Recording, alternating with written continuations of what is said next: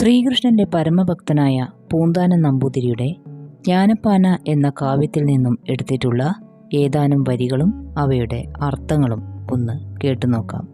സ്ഥാനമാനങ്ങൾ ചൊല്ലി കലഹിച്ചു നാണം കെട്ടു നടക്കുന്നിതു ചിലർ. മതമത്സരം ചിന്തിച്ചു ചിന്തിച്ചു മതികെട്ടു നടക്കുന്നിതു ചിലർ. ചഞ്ചലാക്ഷിമാർ വീടുകളിൽ പൊക്കു കുഞ്ചിരാമനായി ആടുന്നിതു ചിലർ. കോലകങ്ങളിൽ സേവകരായിട്ടു കോലം കെട്ടി ഞെളിയുന്നിതു ചിലർ. ചിലർ സ്ഥാനമാനങ്ങൾക്ക് വേണ്ടി കലഹിച്ചുകൊണ്ട് നാണം കെട്ടു നടക്കുന്നു.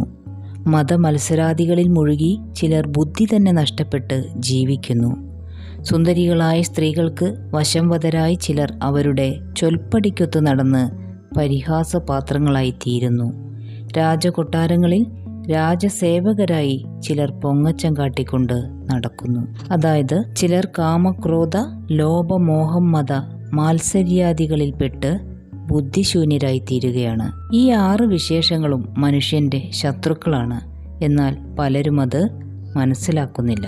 അർത്ഥമെത്ര വളരെയുണ്ടായാലും തൃപ്തിയാകാ മനസ്സിനൊരു കാലം. 10 കിട്ടുകിൽ 100 മതിയെന്നും 100 സഹസ്രം മതിയെന്നും 1000 പണം കയ്യിലുണ്ടാകുമ്പോൾ ആയുധമാകിൽ ആശ്ചര്യമെന്നതും ആശയായുള്ള പാശമതിങ്കെന്നു വേർവിടാതെ കരയേറുന്നു മേൽക്കുമേൽ.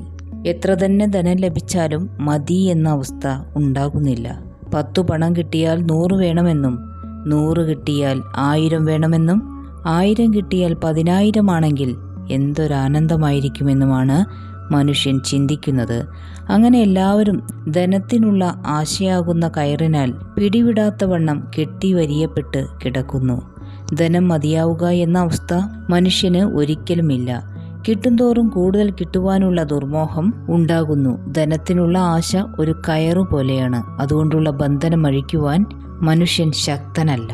സത്തുക്കൾ ചെന്നിരുന്നാലായ അർത്ഥത്തിൽ സ്വല്പമാത്രം കൊടാ ചില ദുഷ്ടന്മാർ. ചത്തുപോം നേരം വസ്ത്രം അതുപോലും ഒത്തിടാ കൊണ്ടുപോവാൻ ഒരുത്തർക്കും പശ്ചാത്താപം ഒരെള്ളോളമില്ലാതെ വിശ്വാസപാതകത്തെ കരുതുന്നു. എത്രയധികം ധനം സമ്പാദിച്ചു കൂട്ടിയാലും സജ്ജനങ്ങൾ അത്യാവശ്യത്തിനായിട്ട് യാചിച്ചാൽ പോലും സ്വല്പമെങ്കിലും അതിൽ നിന്ന് ചില ദുഷ്ടന്മാർ കൊടുക്കുന്നില്ല.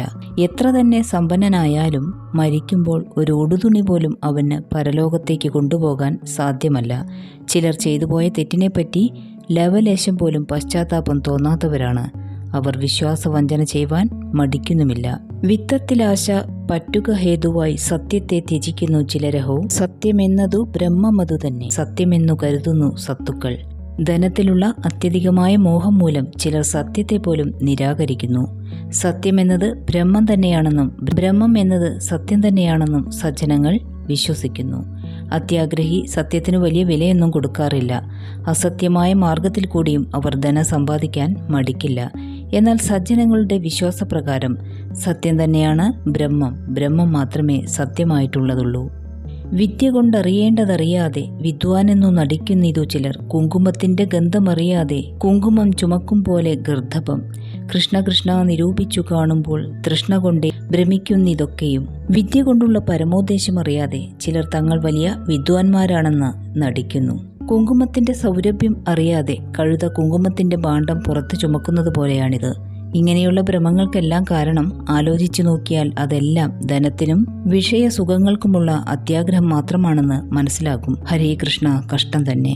വിദ്യ അഭ്യസിച്ചവനാണെങ്കിലും വിദ്യ കൊണ്ടുള്ള പരമോദ്ദേശം എന്തെന്നറിയാതെ വിദ്വാനാണെന്ന് അഭിമാനിക്കുന്ന പലരെയും നാം കാണാറുണ്ട്. കഴുതയുടെ പുറത്ത് കുങ്കുമം നിറച്ച ഭാണ്ഡം കയറ്റിവെച്ചാൽ അത് അത്രയും സുഗന്ധമുള്ള വില കൂടിയ വസ്തുവാണെന്നൊന്നും അറിയാതെ ആ കഴുത ആ ഭാണ്ഡം പേറി നടക്കും. വിദ്യയുടെ വിലയോ ഉപയോഗമോ അറിയാതെ വിദ്വാനെന്ന് സ്വയം ദുരഭിമാനം കൊള്ളുന്നവരെയാണ് കവി പരിഹസിക്കുന്നത്. എണ്ണി എണ്ണി കുറയുന്നിതായുസ്സും മണ്ടി മണ്ടി കരേറുന്നു മോഹവും. വന്നു ഓണം കഴിഞ്ഞു വിഷുവെന്നും വന്നില്ലല്ലോ തിരുവാതിരയെന്നും. കുംഭമാസത്തിലാകുന്നു നമ്മുടെ ജന്മനക്ഷത്രം അശ്വതി നാളെന്നും. ശ്രാദ്ധമുണ്ടഹോ വൃശ്ചിക മാസത്തിൽ സദ്യയൊന്നുമില്ലോ തല്ലിനിയെന്നും. ഉണ്ണിയുണ്ടായി വേൾപ്പിച്ചതിലൊരു ഉണ്ണിയുണ്ടായി കണ്ടാവു ഞാനെന്നും. കോണിക്കൽ തന്നെ വന്ന നിലമിനി കാണമന്യനെടുപ്പിക്കരുതെന്നും. ഇത്തം ഓരോന്ന് ചിന്തിച്ചിരിക്കവേ ചത്തുപോകുന്നു പാവം ശിവ ശിവ. ഓരോ നിമിഷം കഴിയുന്തോറും നമ്മുടെ ആയുസ് അത്ര കണ്ട് കുറയുകയാണ്. എന്നാൽ മോഹം കൂടിക്കൂടി വരികയാണ് ചെയ്യുന്നത്. ഇതാ ഓണം വന്നു കഴിഞ്ഞു, വിഷു കഴിഞ്ഞു പോയല്ലോ, തിരുവാതിര ആകാറായില്ല, കുംഭമാസത്തിൽ അശ്വതിയായാൽ എൻ്റെ പിറന്നാളായി. വൃശ്ചിക മാസത്തിൽ ഒരു ശ്രാദ്ധമുണ്ട്. ഇനി സദ്യയും മറ്റും കഴിക്കുക അത്ര എളുപ്പമായ കാര്യമല്ല. എനിക്കുണ്ടായ ഉണ്ണി കല്യാണം കഴിച്ച് അവനും ഒരു ഉണ്ണി ഉണ്ടായി കണ്ടാൽ കൊള്ളാം. താമസ സ്ഥലത്തിനടുത്ത് തന്നെയുള്ള നിലം ഇനി അന്യൻ എടുക്കാതെ സ്വന്തമാക്കിയാൽ നന്നായിരുന്നു. ഇങ്ങനെയുള്ള കാര്യങ്ങൾ ചിന്തിച്ചുകൊണ്ടേ ജീവിതം നയിച്ചുകൊണ്ടിരിക്കുമ്പോൾ പാവം മനുഷ്യൻ പെട്ടെന്നൊരു ദിവസം മരിച്ചു പോകുന്നു. കഷ്ടം തന്നെ. പ്രായം ചെല്ലുന്നതിന് തക്കവണ്ണം ആയുസ് കുറഞ്ഞു വരികയാണല്ലോ. എന്നാൽ മോഹം കൂടിക്കൂടി വരികയാണ്. വൃദ്ധസ്ഥാവൽ ചിന്താസക്ത എന്ന് ആചാര്യസ്വാമികൾ പറഞ്ഞതിനെ തന്നെയാണ് പൂന്താനമിടെ വിസ്തരിക്കുന്നത്. ഈശ്വര ചിന്ത ചെയ്യേണ്ടുന്ന സമയത്തും ചിന്തിക്കുന്നത് വിഷയകാര്യങ്ങൾ തന്നെ. ഓണം, വിഷു, തിരുവാതിര, പിറന്നാൾ, ശ്രാദ്ധം ഇവയെല്ലാമാണ് മനസ്സിലെ ചിന്ത. കൂട്ടത്തിൽ ഇനിയത്തെ കാലത്തൊരു സദ്യയും മറ്റും നിവർത്തിക്കുക എളുപ്പമല്ലെന്നും ചിന്തിക്കുന്നു. പിന്നത്തെ ചിന്ത തൻ്റെ ഉണ്ണിക്ക് ഒരു ഉണ്ണി ഉണ്ടായി കാണണമെന്നാണ്. പോരാ, ഇനിയും ഭൂസ്വത്ത് സമ്പാദിക്കണമെന്നും മോഹമുണ്ട്. മരണം വന്ന് വാതിൽക്കൽ നിൽക്കുന്ന വിവരം ആലോചിക്കാതെയാണ് ഇത്തരം ചിന്തകൾ കൊണ്ടു നടക്കുന്നത്. അപ്പോഴിതാ മരണം വന്ന് കീഴ്പ്പെടുത്തുന്നു. കഷ്ടം. പാവം മനുഷ്യന്റെ സ്ഥിതി വളരെ ദയനീയം തന്നെ.